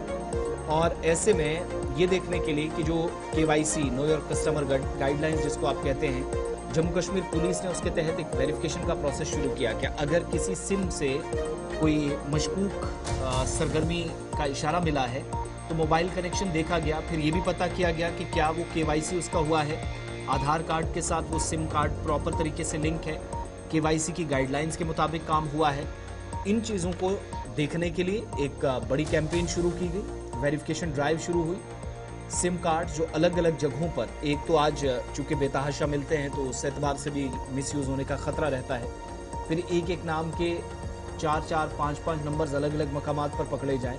इसकी तस्दीक के बाद राजौरी के अंदर, सांबा के अंदर और रियासी के अंदर पुलिस ने कार्रवाइयाँ शुरू की हैं और कहा गया कि जहाँ जहाँ कार्रवाइयाँ हुई हैं कई लोगों से पूछताछ भी हुई। रिकॉर्ड जो है वो बाज़ाब्ता तौर पर स्क्रूटनाइज जब किया गया तो पता चला कि कुछ सिम बेचने वालों के पास ज़रूर आज के वक्त में रिकॉर्ड था। इस मुहिम के दौरान पता चला department of telecommunications regulations ने जो कार्रवाई की और मोबाइल कम्युनिकेशन रिस्पॉन्सिबिलिटी को यकीनी बनाया जाए, गलत सरगर्मियों से बचा जाए, मुल्क और रियासत मुखालिफ या अनलॉफुल कोई एक्टिविटी अगर हो रही हो तो उस पर भी नजर रखी जा सके। ऐसे तमाम अनासिर का पता लगाने के लिए पुलिस अथॉरिटीज ने बाज़ाब्ता तौर पर काम शुरू किया और पता चला कि मरकजी खित्ते के मुख्तलिफ अजला के अंदर सिम कार्ड्स का गलत इस्तेमाल होता है और इसकी तरफ इशारा भी मिलता है। इसलिए पुलिस ने उन तमाम लोगों को भी खबरदार किया है जो ज़रूरत से ज़्यादा सिम कार्ड्स और गलत तरीके से बेचते हैं और जिनको दी जाती हैं फिर मोबाइल कनेक्शन से इशारा मिलता है कि सिचुएशन ख़राब है, तो इसलिए उन चीज़ों का भी ख्याल रखा जाना ज़रूरी है। इससे पहले अपने मेहमान के पास चले, खबर ज़रा दारुल हुकूमत दिल्ली से आपको बतानी है। दिल्ली के अंदर जहां पर आप 26 जनवरी को फिर से एक बहुत बड़ी और पुरवकार तकरीब देखेंगे रिपब्लिक डे के मौके पर, और यौम जमहूरिया पर जहां परेड हुआ करती है वहां पर मुख्तलिफ रियासतों और यूटीज़ की सकाफत और वहां की रिवायात या वहां के तमद्दुन को दिखाने वाली, दुनिया के सामने जाहिर करने वाली झांकियां भी नजर आती हैं, जो टैब्लूज हैं वो नजर आती हैं। इन झांकियों के लिए एक और फहरिस्त तैयार कर दी गई है भारत सरकार की तरफ से। 15 रियासतों और चंद यूटीज़ की झांकियों को मंजूरी भारत सरकार ने दे दी है। दिल्ली का जो टैब्लू आपको नजर आता था, दिल्ली की जो झांकी नजर आती थी वो इस बार नजर नहीं आएगी, जिस पर अरविंद केजरीवाल ने वजारत दाखिला की तनकीद भी की है। भारत सरकार के नोटिस में भी मामला लाया है। पंजाब और कर्नाटक रियासतों की जो तजावीज़ थी, जो प्रपोजल्स थे, वो भी कैंसिल हो चुके हैं और 26 तारीख के लिए 26 जनवरी को डिफेंस ज़राए के मुताबिक जो लिस्ट तैयार की गई है इसमें मुख्तलिफ स्टेट्स की तरफ से जो प्रपोजल आए थे उनको एक्सेप्ट किया गया है और जम्मू कश्मीर है, कर्नाटका है, छत्तीसगढ़ है, महाराष्ट्र है, असम है, इन्होंने बहुत दफ़ा अपनी रिवायात को, अपनी सकाफत को इन झांकियों के ज़रिए दिखाया है। लेकिन इस बार कर्नाटक भी आपको नज़र नहीं आएगा, इस बार आपको पंजाब भी नज़र नहीं आएगा। इम्तियाजी सलूक करने का इल्ज़ाम इन पर लगा है कि जिस हिसाब से इन्होंने प्रपोजल तैयार किए थे उस पर, और रिपब्लिक डे परेड 2024 के बाद 2025 में इस बार कंट्रोवर्सी पहले ही खड़ी हो गई है कि पंजाब और कर्नाटका जिन पर डिस्क्रिमिनेशन का इल्ज़ाम लगाकर बाहर कर दिया, लेकिन एक पूरा प्रोसेस होता है। डिफेंस मिनिस्ट्री के तहत एक स्क्रीनिंग कमेटी होती है जो बाज़ाब्ता स्क्रीनिंग के एक मैकेनिज्म से गुजरती है। जो पार्टिसिपेंट्स होते हैं परेड के लिए, जिनने शिरकत करनी हो उन लोगों की वेरिफिकेशन होती है। एक्सपर्ट कमेटी ने बाज़ाब्ता तौर पर जो आर्टिजन्स हैं, जो फनकार हैं या पद्मा अवार्डीज़ हैं मुख्तलिफ फील्ड्स में जिनको अवार्ड अभी तक मिला है, स्क्रीनिंग कमेटी ने डिसाइड किया है कि जो इनकी थीम्स हैं, एस्थेटिक्स हैं, जो काम है और जो रिवायात और वहाँ की मकामी चीज़ों को ये जो झांकियों के ज़रिए फ़रोग देने की और जाहिर करने की कोशिश करते हैं। जो प्रपोजल्स आए थे कुछ चीज़ों दिल्ली को भी जगह नहीं मिली, कर्नाटक और पंजाब को भी जगह नहीं मिली, लेकिन जम्मू कश्मीर की इस बार बाकी झांकियों में 15 रियासतों और यूटीज के साथ आपको झांकी जरूर नजर आएगी।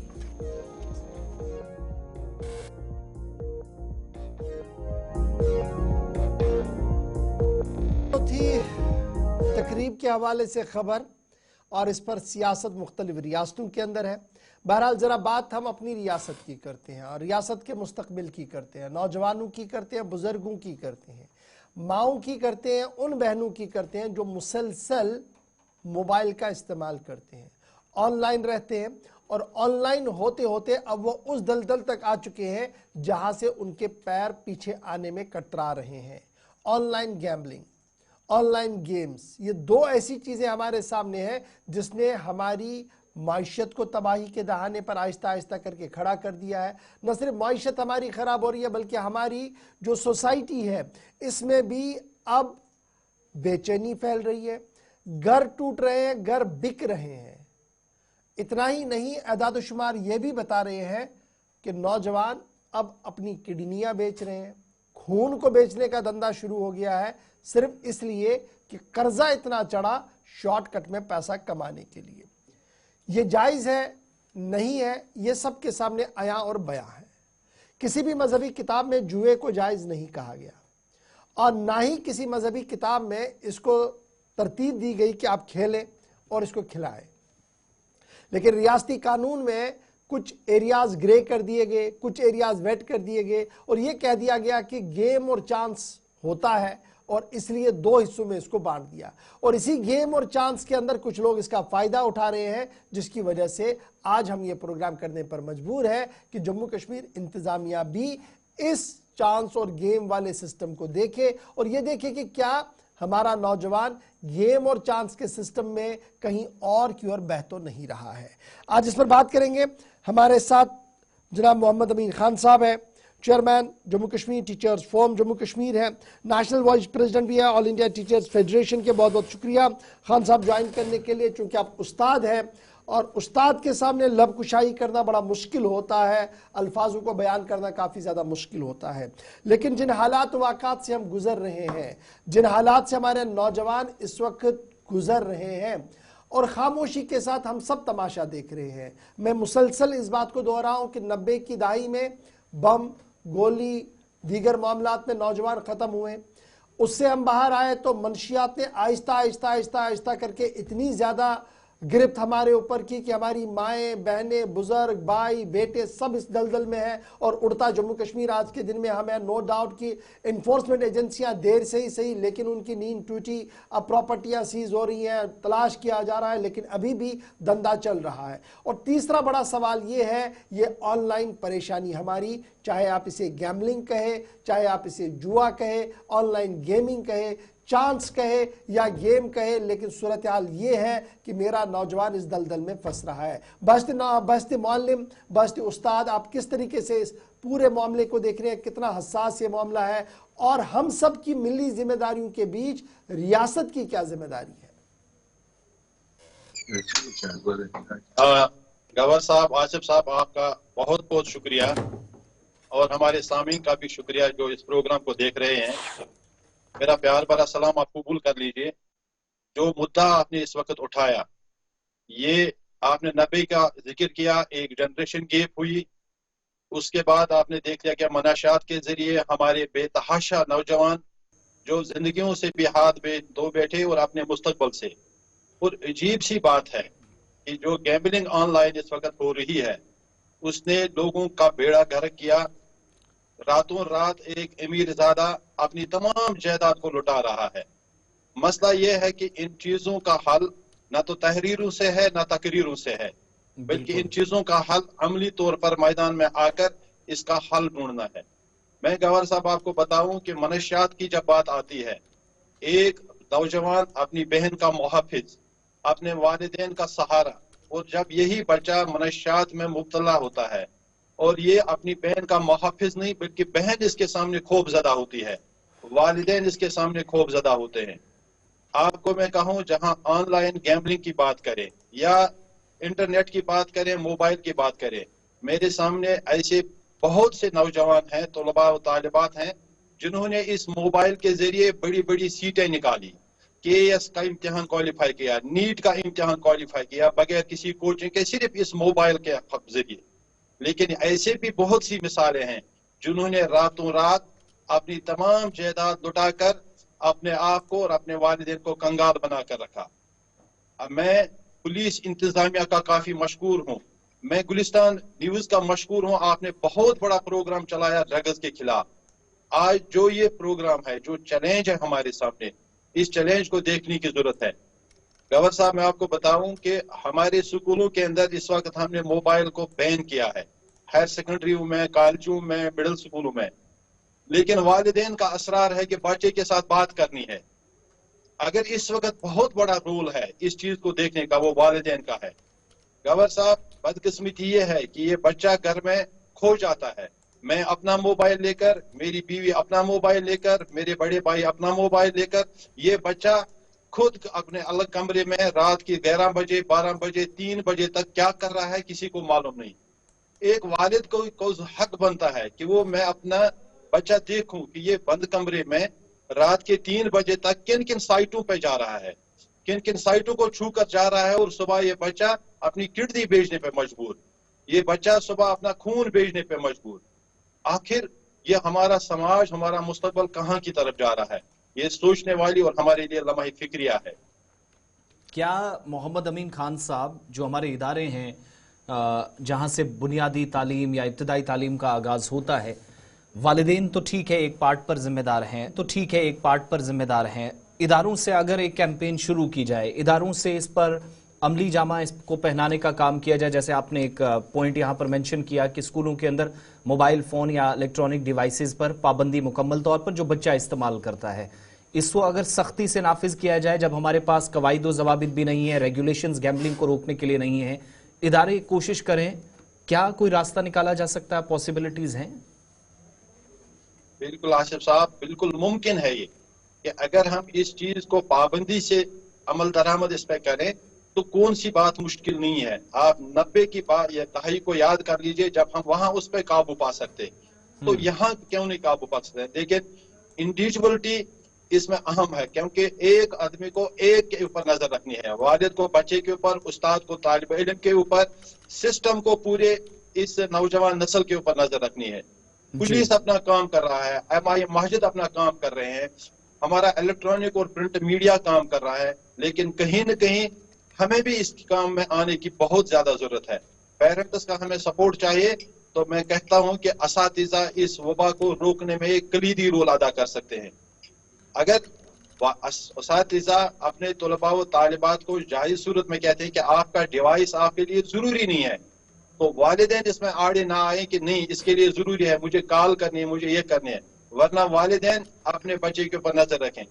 गवर्नर साहब, मैं आपको बताऊं, आज के डेट में मुझे चाहिए कि मेरा बच्चा किसके साथ, उसके अहली यारा कौन है, उसका फ्रेंड सर्कल कौन है, और उस फ्रेंड सर्कल का बैकग्राउंड क्या है।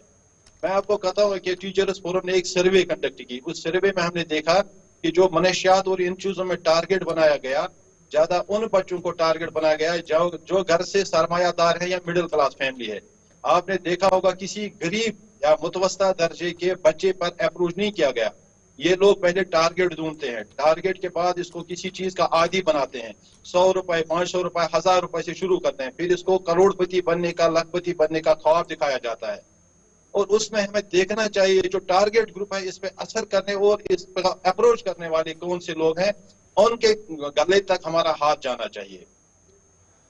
इनसे बड़ा इम्पोर्टेंट एक चीज़ जो आपसे हम और एक चीज़ जानना चाहेंगे वो ये है कि कानून साजी वाला मामला, क्योंकि कानून को दो हिस्सों में बांटा गया, गेम और चांस में, और ये कहा गया कि जनाब स्किल और चांस ये दो चीज़ें हैं जी, और इन दोनों के बीच में जब मैं देखता हूँ तो क्या वक्त आ गया कि रियासती हुकूमत उसी तरीके का मसवदे कानून लेकर आए जो चंद रियासतों की तरफ से लाया गया, जहाँ पर मुकम्मल तौर पर ऑनलाइन गैम्बलिंग को पाबंदी कर दी गई है।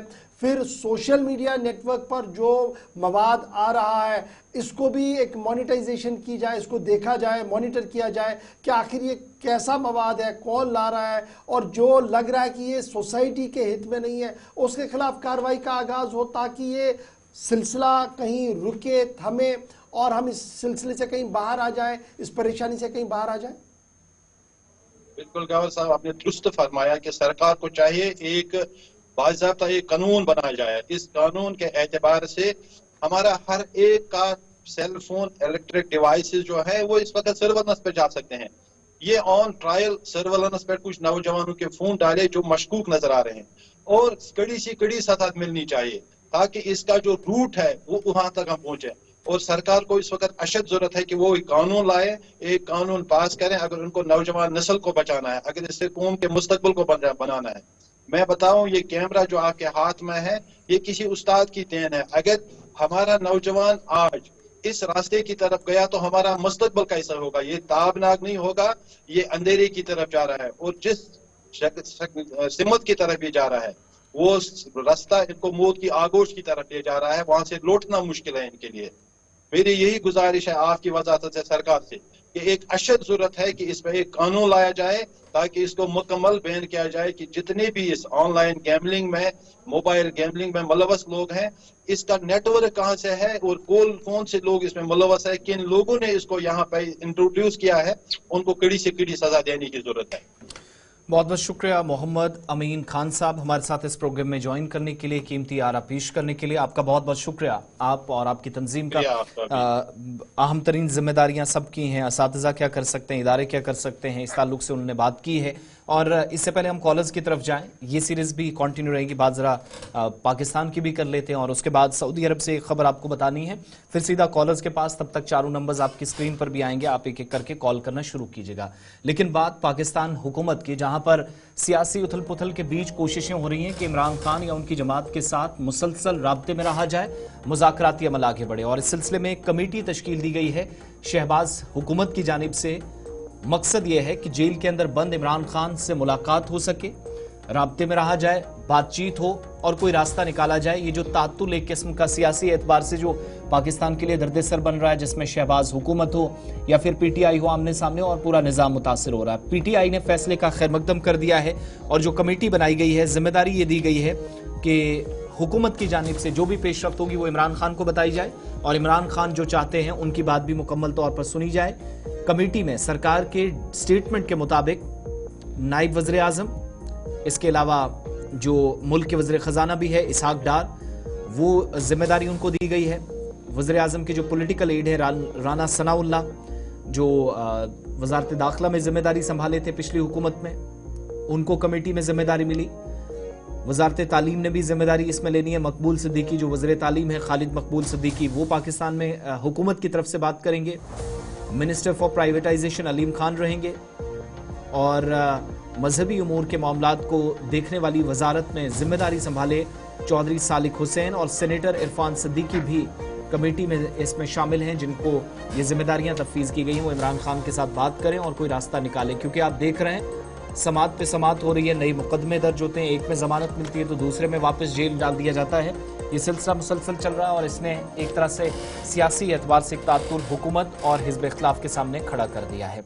इससे पहले कॉलर्स के पास चलें, एक बात ज़रा तालिबान और अफगानिस्तान की ताल्लुकात की बात कर लेते हैं। सऊदी अरब के साथ ताल्लुकात दोबारा से कायम होना शुरू हो गए हैं, मुज़ाकराती अमल आगे बढ़ा है और ये मुज़ाकरात कामयाब होते भी इशफाक नजर आए। बिल्कुल बड़ी खबर आ रही है कि सऊदी अरब ने अफगानिस्तान में अपने सफारत खाने को दोबारा शुरू करने का फैसला ले लिया है। सऊदी अरब ने काबुल में दोबारा अपने सफारती मिशन का आगाज कर दिया है। सऊदी सफारत खाने का कहना है कि मिशन का दोबारा आगाज का मकसद अफगानिस्तान की खिदमत, अफगानिस्तान के लोगों की खिदमत करना है।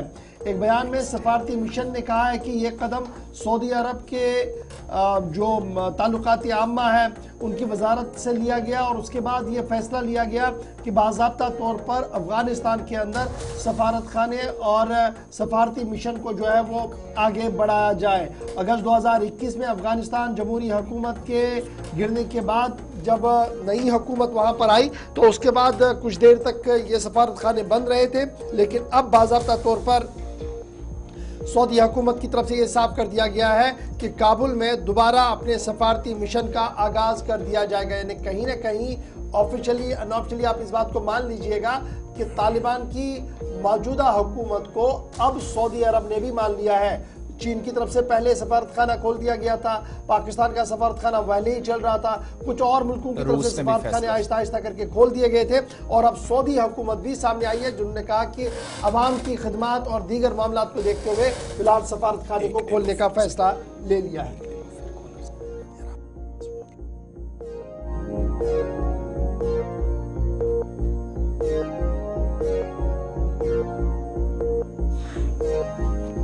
चलिए कॉलर्स का रुख करते हैं। खबरों पर यहाँ हम ब्रेक थोड़ी देर के लिए लगाएंगे और उसके बाद दोबारा से वेदर अपडेट भी आपको बताना है। मुख्तलिफ इलाकों के अंदर दर्जा हरारत क्या रहा, रात का, मिडनाइट का या फिर सुबह, इस वक्त सूरत हाल क्या है, एक एक करके। उससे पहले कॉलर्स की तरफ चारों नंबर्स आपकी स्क्रीन पर आ रहे हैं और आपकी बात सुननी है। फर्स्ट कॉलर हमें ज्वाइन करेंगे, टीवी की आवाज बंद रखें, डायरेक्ट यहां से फोन पे हमारे साथ राब्ता हो और जल्दी से अपनी बात रखिएगा। हेलो, अस्सलाम वालेकुम। वालेकुम अस्सलाम। वालेकुम अस्सलाम। हाँ, मैं महफूजा बोल रही हूँ हैदरपुरा से सर जी। हाँ, मुझे बताइए, आप लोगों ने बहुत अच्छा ये मिशन उठाया, हर एक चीज में आप उठाते हो, लेकिन ये दूध और मेडिसिन में आप देखिए ये है क्या। अगर गांव से आते हैं तो इसमें क्या होता है ये समझ नहीं आता है हमें। यही दो चीजें हमें मतलब शिद्दत से जरूरत होती है, बच्चों को भी, बूढ़ों को भी, जवानों को भी, हर एक को इसकी जरूरत होती है। मेडिसिन भी पता नहीं उसमें क्या होता है और दूध में क्या होता है वो हमें पता नहीं। प्लीज प्लीज आप इस पे जान दीजिए। बहुत शुक्रिया कॉल करने के लिए। बिल्कुल कुछ शिकायतें आ रही हैं, इसमें हम एक प्रोग्राम को भी तरतीब देंगे 2-3 दिन के अंदर अंदर, देखते हैं कि किस तरीके से इस पूरे मामले पर गिरफ्तार किया जा सकता है। Next caller. हेलो हेलो, अस्सलाम वालेकुम गवर्नर साहब, जावेद बोल रहा हूँ सोपोर से। जी जावेद साहब, मुझे ये यकीन है कि ये बात आप कंसर्न जो हमारे डिप्टी सीएम साहब है और हमारे इंडस्ट्री मिनिस्टर भी लकीली है, आप मेहरबानी करते ये दो बातें उस तक पहुंचाइए।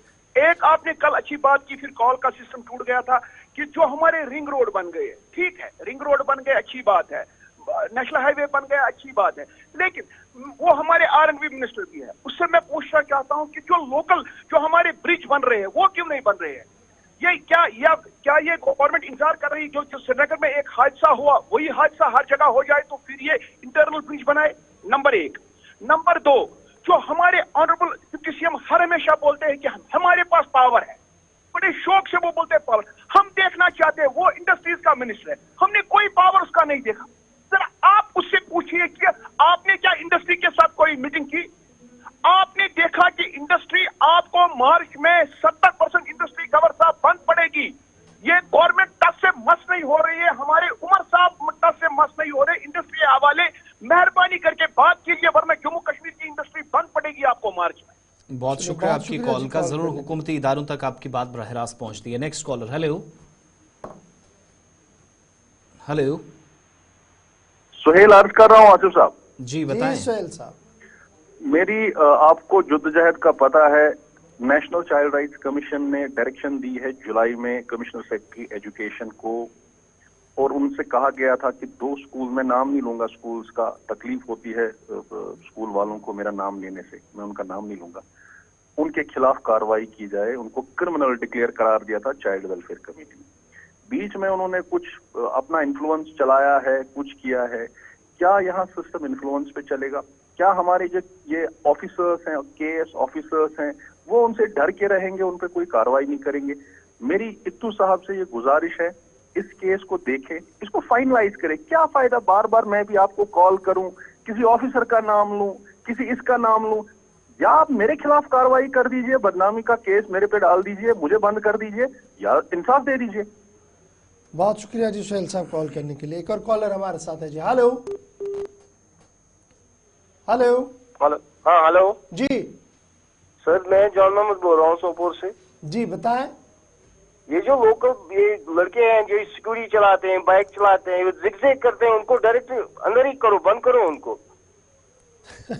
बहुत शुक्रिया। ये कैंपेन ये बड़ा चली है। इम्पोर्टेंट मामला है कि ये जो नौजवान बच्चे हमारे हैं, तालिब इल्म है सारे ऑलमोस्ट, जब ये बाइक चलाते हैं या स्कूटियां चलाते हैं, अल्लाह ही हाफिज है। कुछ दिन पहले हमने देखा था कि शहर और गांव देहात के अंदर थोड़ी बहुत सख्ती की गई थी, लेकिन शायद वो मामला फिर ठंडा पड़ा है, फिर से वो चलन जो है वो चल रहा है।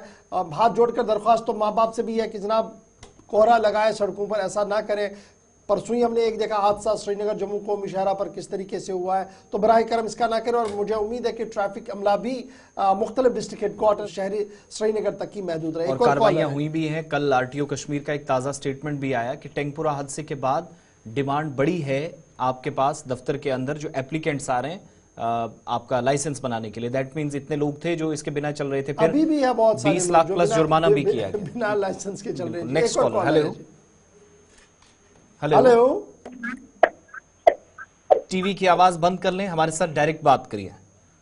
हेलो जी, नाम बताएं, कहां से? हेलो, अस्सलाम वालेकुम। वालेकुम अस्सलाम। बाजर पे जी बचन कोर एडमिशन ग्रीन वैली स्कूल पे, मगर यमन कोरुक मंजे स्टार्ट CBSE। अच्छा, हेलो, अहनस अहनस यमन कोर मंजे CBSE स्कूल युस गवर्नमेंटन आर्डर कोर्मुत यमन करिव सा बोर्ड बुक्स दिन यमन बोर्ड च, मगर ओत्र पे वोत सिर्फ इन्फॉर्मेशन वातान ना यमन कोर CBSE। अगर 7th बच्चे खोत 8th अमिस NCERT पारन 10th मज अमिस गना प्रॉब्लम, यह स्कूल वाल समझानी। मेहरबानी तो मेहरबानी कर वातन हुकामस ताम। बहुत शुक्रिया कॉल करने में। लेकिन जहाँ तक मेरा मानना है ज्यादा कोई फर्क नहीं है CBSE और NCERT की किताबों में, लेकिन फिर भी आपने आवाज उठाई है। लेटेस्ट होप्स के स्कूल की तरफ से भी एक वजाहत। अचानक से तब्दीली हो, थोड़ा परेशानी होती है बीच में। Next call. हेलो जी, हेलो सर नमस्कार।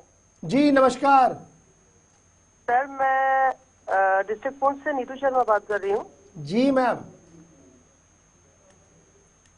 हाँ जी सर, मैं डिस्ट्रिक्ट पुंछ से एक सोशल एक्टिविस्ट हूँ, मैं नीतू शर्मा बात कर रही हूँ।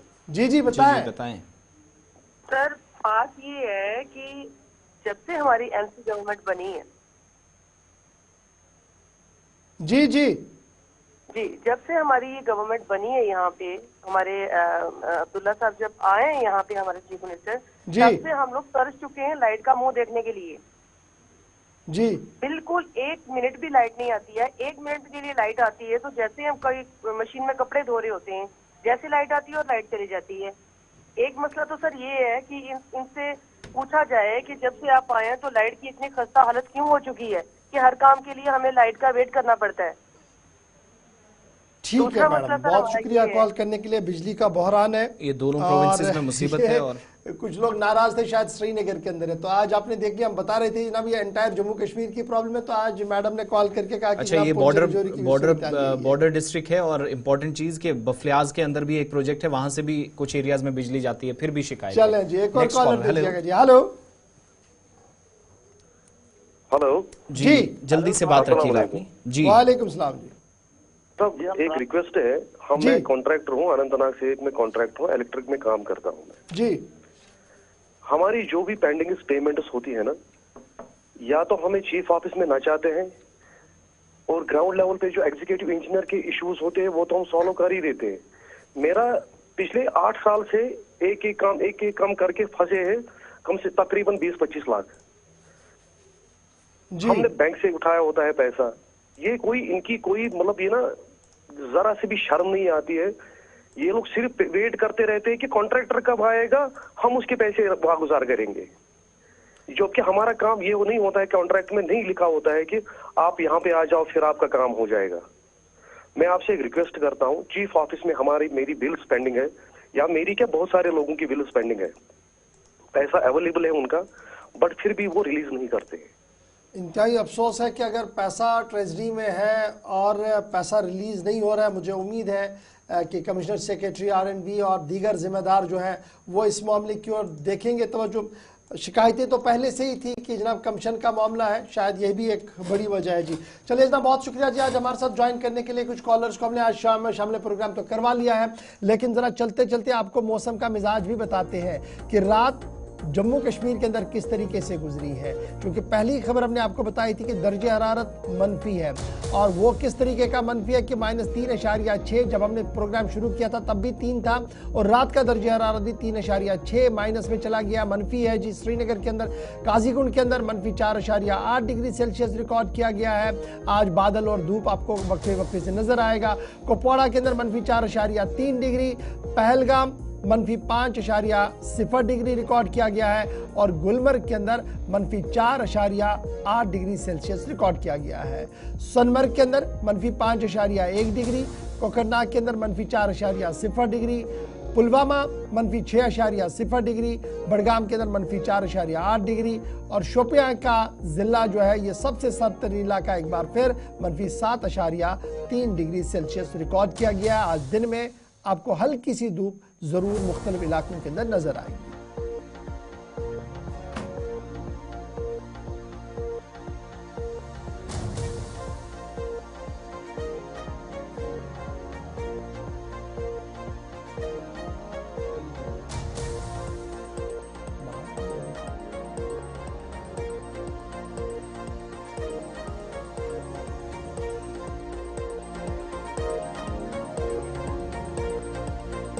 क्या कुछ है वो भी आपको बताते हैं, क्योंकि सोनमर्ग, कोकरनाग, पुलवामा, शोपियान और बडगाम में सबसे सर्द तरीन इलाका अभी तक -7.3 डिग्री के साथ शोपियान ही है। जम्मू सूबे